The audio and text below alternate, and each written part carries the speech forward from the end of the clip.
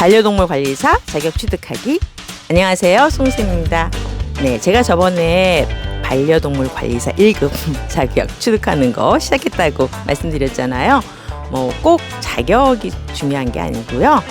제가 반려동물들을 키우다 보니까 내가 너무 부족한가? 이런 생각이 들어서 조금 더 세심하게 돌보고자 공부를 시작했습니다. 물론 이게 무슨 대학 과정이 아니라서요. 뭐 깊게 아주 세밀하게 그렇게 학습은 하진 않지만 전체적으로 정리는 할 수 있는 좋은 시간이었던 것 같아요. 그래서 오늘은 그 자격 취득 과정에 대해서 말씀드릴게요. 자, 내가 뭐 반려동물 관리사라든가 뭐 행동교정사라든가 요즘 뭐 장례 지도사 이런 것도 있더라고요. 네, 그러한 과정을 공부하고 싶다면 일단 온라인 학습 사이트를 결정해야 되겠죠. 일단 온라인에 들어가서 뭐 반려동물 관리사, 뭐 행동교정사 이렇게 치면 여러 사이트가 나와요. 그래서 이렇게 보시고 내가 학습하기가 좋을 것 같다라는 사이트를 결정하시고 회원 가입을 하셔야겠죠. 그 다음에 자격취득 학습 과목을 선택하셔야 되겠죠. 그래서 저는 관리사하고 행동교정사 두 가지 과목을 선택했고요. 제가 하는 사이트는 20차 시. 근데 그 강의의 시간은 6주예요. 근데 그건 본인이 뭐 알아서 언제든지 학습을 할 수 있어서 저는 굉장히 재밌어서 빨리 끝났어요. 아주 빨리 4일 만에 끝냈나요? 네. 근데 이제 그렇게 강의를 들으면 그게 바로 온라인 학습으로 출석으로 연결이 돼요. 그래서 출석이 60%, 온라인 학습을 60% 이상 학습을 하면 시험을 볼 수 있고요. 물론 교재를 이렇게 강의 내용을 전부 다 다운받아서 프린트를 할 수 있는데 굉장히 많아요, 내용이. 그래서 그거를 다 프린트하기가 힘들면 교재는 추가 비용을 지불하고 신청하면 됩니다. 네. 그래서 60% 이상 온라인 학습이 진행이 되니까요. 기출 문제를 다운받을 수 있게 되더라고요. 그래서 기출 문제는 다운받아서 인사해서 공부를 좀 하고요. 그 다음에 시험을 보시면 되고 점수를 확인하면 됩니다. 점수는 100점 만점인데요. 출석이 40점, 시험이 60점. 그래서 100점이 나오더라고요.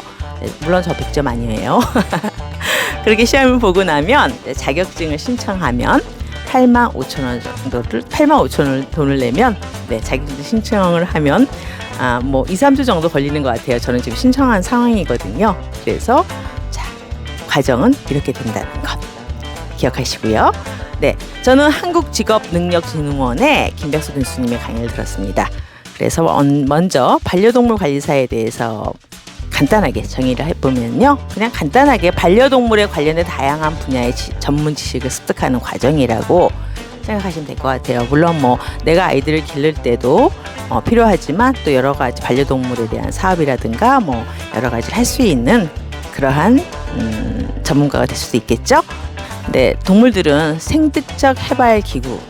이게 뭐냐면은 학습, 연습 필요 없이 타개체를 모방하지 않고 환경에 영향을 받지 않는 특성. 그러니까 이게 제 생각으로는요, 그냥 각 종들이 가지고 있는 특성. 인간의 종, 그렇죠? 인간도 하나의 종이고, 뭐 사자의 종이 있을 거고요, 뭐 물개의 종이 있고 이런 식으로 종류마다 가지고 있는 그 특징 따라서 발달을 하는데 강아지의 그 생애 중에서 가장 중요한 게 바로 사회화, 사교화 시기인데요. 이게 바로 3주에서 12주랍니다. 요때 감각, 운동 기능이 현저히 발달하고요. 장소라든가 영역 애착, 새로운 사람에 대한 불안과 공포를 많이 느끼는 시기래요. 그래서 요 시기 때 그 강아지들이 평생을 사는 습관이 결정이 된다고 해서 사실은 요 시기가 가장 중요한 것 같아요.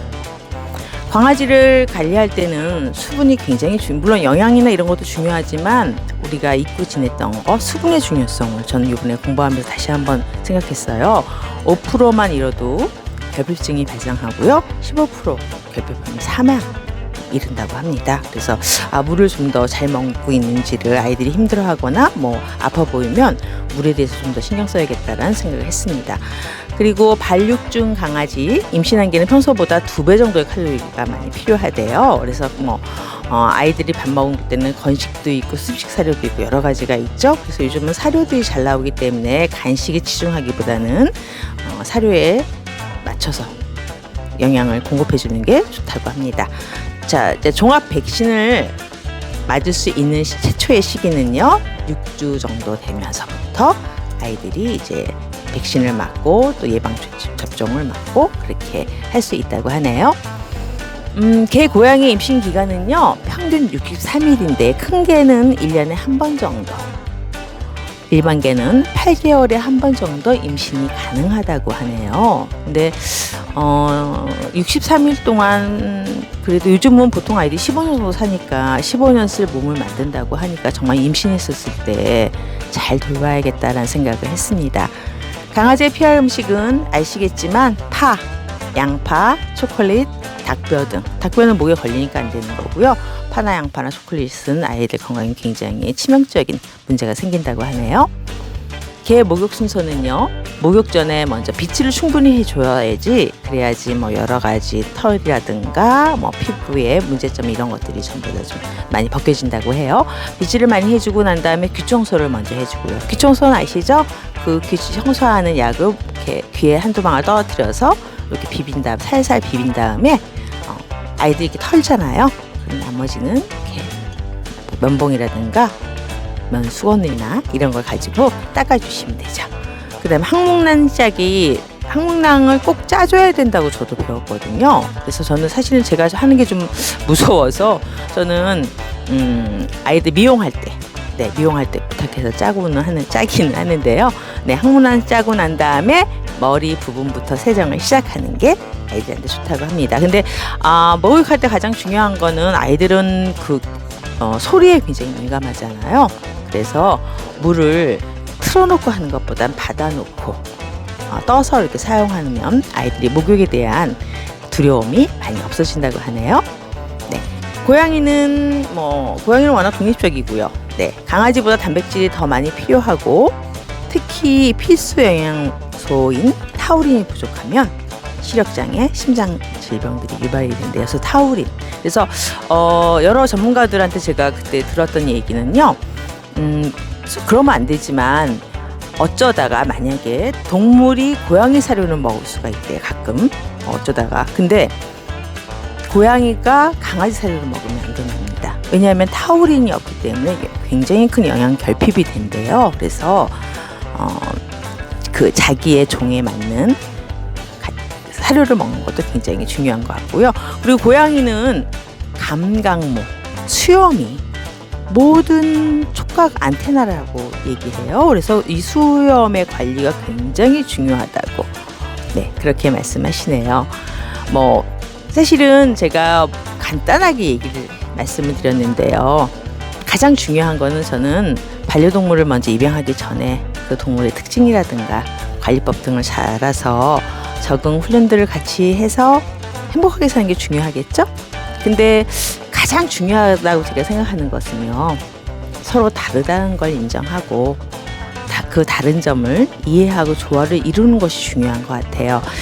옛날 우리 어른들은 사실은 개를 어떠한 생명으로 취급하기보다는 내 소유물로 많이 취급을 해서 그냥 내 뜻대로 하는 그런 저희가 많았잖아요. 근데 지금은 생명으로 존중을 해서 우리가 반려동물이라고 얘기를 하기 때문에 그런 마음을 가지고 여러분들이 지금 반려동물 사랑하는 것처럼 그런 마음으로 아이들을 지도하면 좋을 것 같습니다.